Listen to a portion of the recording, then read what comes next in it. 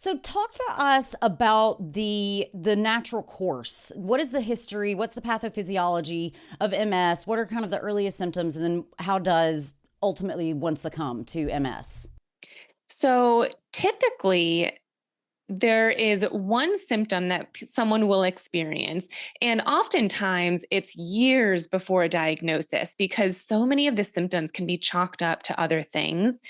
And anytime I educate on this, people without MS are like, oh my gosh, I need to go get tested because there's so many things that just people without MS also experience.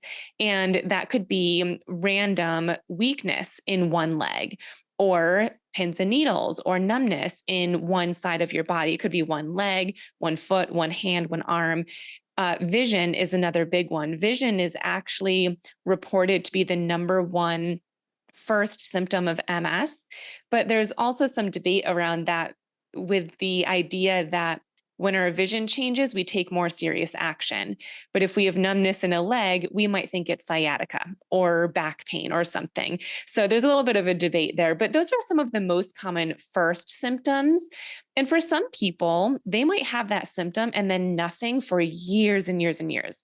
For other people, that might be the start of other symptoms happening more frequently, or maybe not for a few months, but then another one comes back on.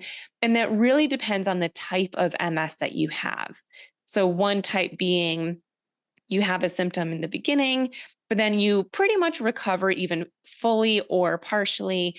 And then you'll get another symptom, but then you'll recover. And so this is called relapsing remitting, where you're kind of off and on.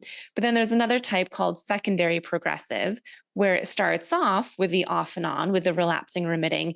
But then at some point, usually 15, 20 years or so later, it changes to just a progressive state. So slowly over time, it continues worsening.